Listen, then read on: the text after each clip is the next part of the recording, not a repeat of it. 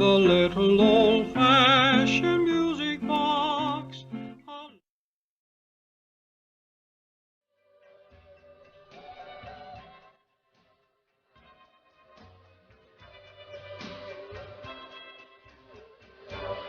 Life as an angel.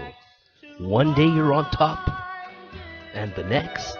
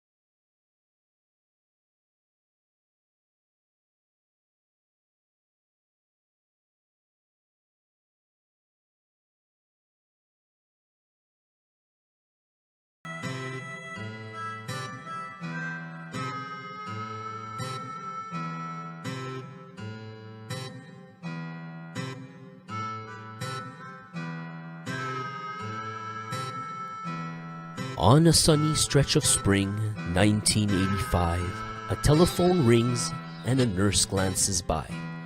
She then calls the man who's seated nearby. He asks her, "Who is it?" She says, "Your friends, and they are really worried about you." The man's reaction surprises her too, as she hands him the telephone. "Who's this?" Of course, it's Trudeau Sergeant-at-Arms. Who else could it be? "Where have you been? What's this rehab I'm hearing about?" Well, Trudeau can't answer that one with a straight face. Thankfully, he doesn't have to. Not today. Robert Richard tells him there's going to be a very important meeting next week, and all chapters must attend. Lucky for Trudeau, he has yet to finish the detox program, so he already has a pre-built excuse. In contrast, Régent, the South Chapter's president, didn't need much encouragement at all, as he was going to attend no matter what. As just a few days ago, in a secret meeting, both he and the Wolf exposed the North as a menace to the existence of the Hells Angels in Canada. And of course, Yves wasn't going to be spared, and those 43 assassinations he carried out for the club, they were water under the bridge already. Trudeau was just a liability, or an asset, waiting to be liquidated.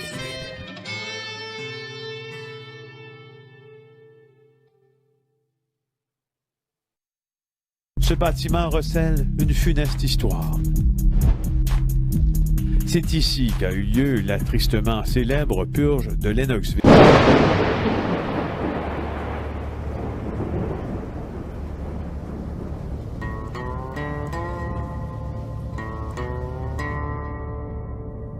It's March 24th, 1985.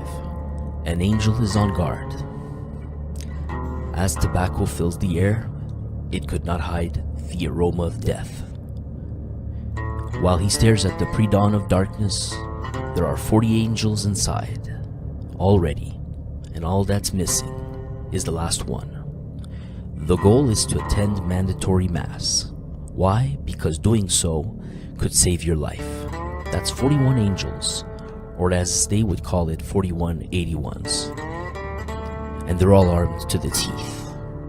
When the day arrived, Trudeau and the sitting president of the North, Vieux Langlais, were nowhere to be seen. So, Régent Lessard called another meeting the next day, and he made sure that it was mandatory. Régent Lessard had crossed 2 X's off his back.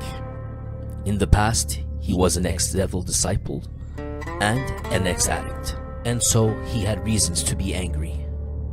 Régent, or Zigzag as they would call him, lived an extremely disciplined lifestyle, and he wasn't going to let a degenerate like Trudeau slow down the club. Just a few months ago, he requested to be transferred out of the North chapter. Obviously, there was a rift within the club. For certain members, it was just too much, and for others, it was just the biker lifestyle.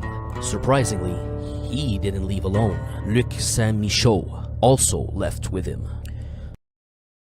Things have hit a tipping point. But for now, one last angel enters the clubhouse.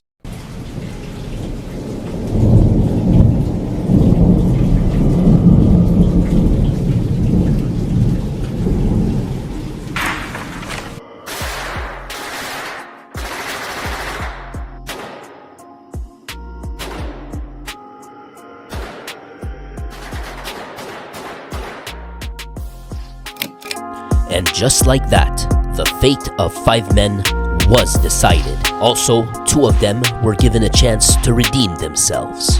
Or should I say, they got an offer they could not refuse. Now, for Michael Genet, he was in the hospital after getting shot up by the outlaws 2 weeks ago. Though lucky for him, he would be spared, as he was given an option: join the South chapter or die. And furthermore, Genet was assigned the dirty, so he had to assassinate Michael Kokoroy, who was a prospect with the Northern chapter.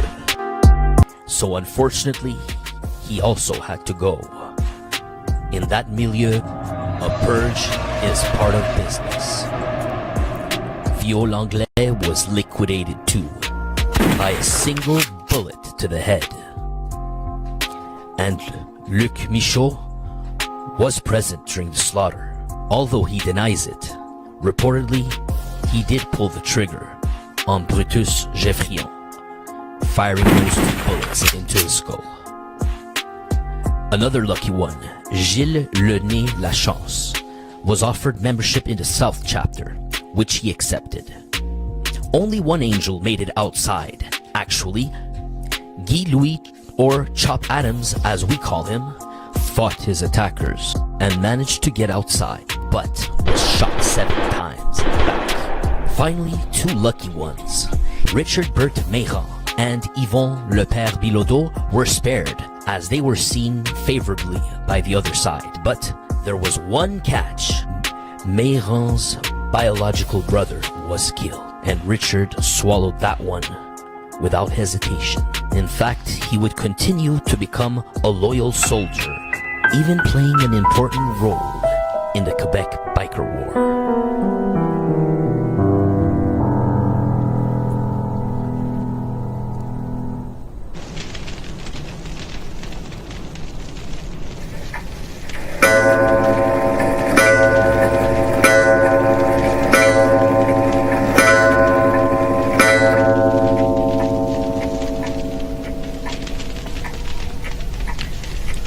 Somewhere, sitting in a cold north cell, his old biker buddy has given up his patch. According to him, the Lennoxville Purge was an unforgivable act. Never will he do business with an angel, even if that meant quitting. Instead, he was leaving to form his own brand of biker fraternity. So he wanted his brother of many years to join him. And the offer was appreciated. But the prisoner doesn't share the same sentiments. To him, the HELLS' very strict approach was necessary, as the city was ripe for the taking. However, the big red machine wasn't going to swallow the city's drug trade. No, he was going to swallow the city for himself.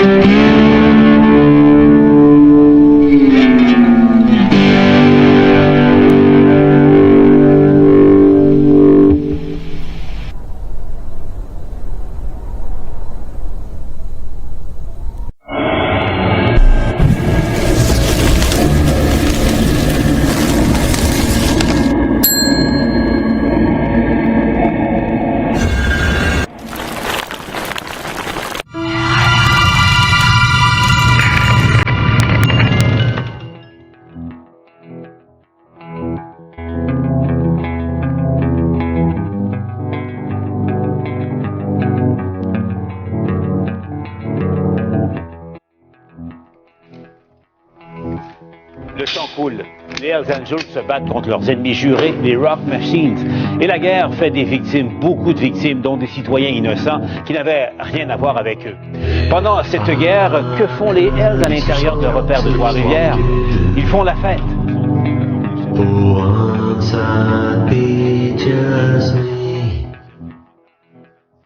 Listen to the words, and then you truly see. Jour, 250 000 $ pour tuer Maurice Montboucher. Hells Angels et Rock Machine conflit. Gérald Galland, tueur à gages sans merci. C'est lui qui se cache derrière les meurtres les plus médiatisés. Puis j'ai vu traverser Maurice Montboucher de la brasserie, puis il était escorté des types assez bien dans la vie. Des bons garçons.